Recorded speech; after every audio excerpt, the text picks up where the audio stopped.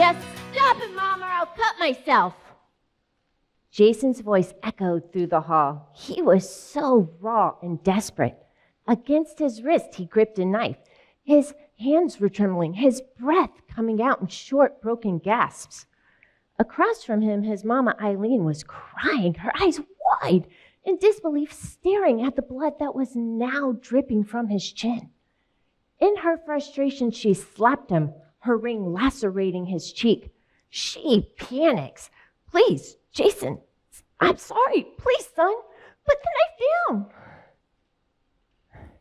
And to think, all of this, all of it, started with 4 simple words.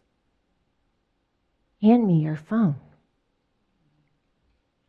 How does one boundary, one normal, loving act of parenting spiral into a nightmare that now requires a call to Child Protective Services? You see, Jason isn't a bad kid. Eileen isn't even a bad mom. But something in our homes, in our hearts, it's changed.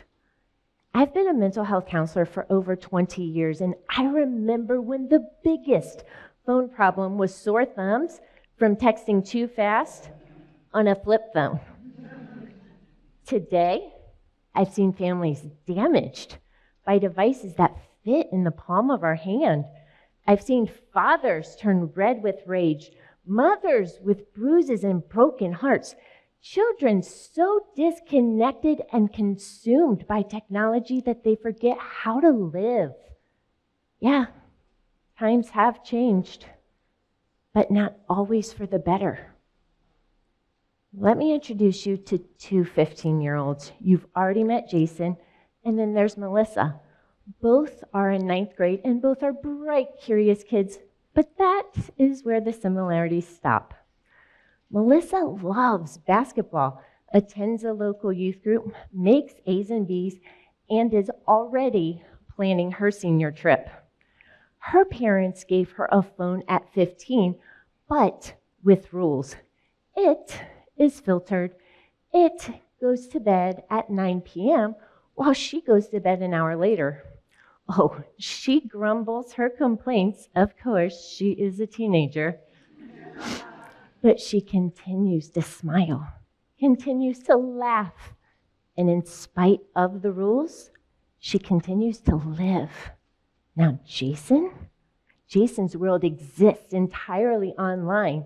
He does school virtually, plays games with friends who live in every continent, and even day trades his birthday money. His parents set filters too, but at 1 a.m., the glow of the screen still lights up his face while the rest of the world sleeps. For Jason, his screen isn't just a tool. It's his oxygen.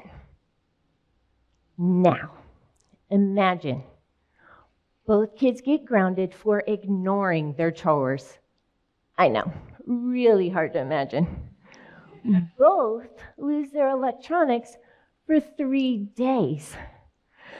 Melissa rolls her eyes, grumbles something about her parents being delulu, but hands over her phone.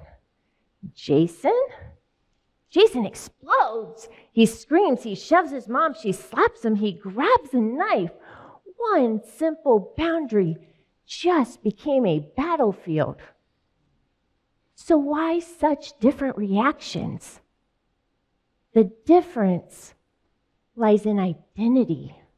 For Melissa, her sense of self comes from people, her friends, her family, her faith. For Jason, his identity all exists inside that digital world. So when Melissa lost her phone, it was a manageable punishment. When Jason lost his, he felt like dying, as if the oxygen to his life was severed.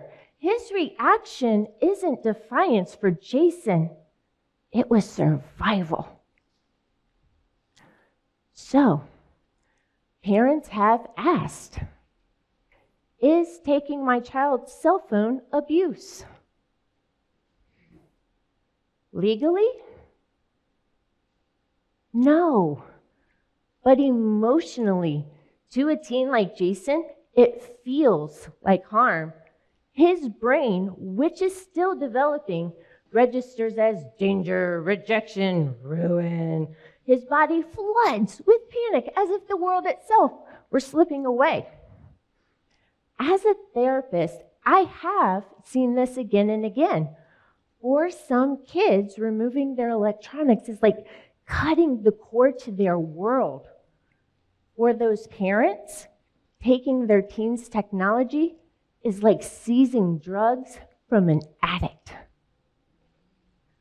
That begs the question, are cell phones the new drug of choice? Studies show that more than 4 hours daily directly links to anxiety, depression, and impulse control problems. The average teen spends 9 hours. Yeah, you heard that right. 9 hours a day on their screen. Their brains are literally being rewired. So maybe the question isn't, is taking my child's cell phone abuse? Maybe the real question we need to be asking is giving them unlimited access neglect? Because when you hand a child a smartphone with no boundaries, we may think we are enriching their lives, but in reality, they are just drifting further and further from real belonging and true connection. Let's be honest. Not many of us have the experience to become Amish farmers. When we lose electricity during a Florida hurricane, I last seriously maybe a day or two before I am begging for air conditioning and running water. Technology isn't evil, but when it becomes the center of our homes, something sacred is lost. Our home should be built on connection, not consumption. Our children should find belonging in our arms, not in algorithms. So, is there even a solution? Sadly, there is no perfect formula, no magical app or filter that will fix it all. But there is a timeless principle. Connection precedes cooperation. Parents, come here, lean in and listen. Let the therapist offer you some free advice. Emotional access to your child's inner world will happen more readily when healthy boundaries are rooted in care, respect, and consideration. Do not believe the lie that your child will be technologically deficient if they don't have the latest and greatest updates. The truth is, our children need our presence, not the most recent technology. The greatest gift you will ever give to your child is not the phone in your hand, but it's the love in your heart. Thank you.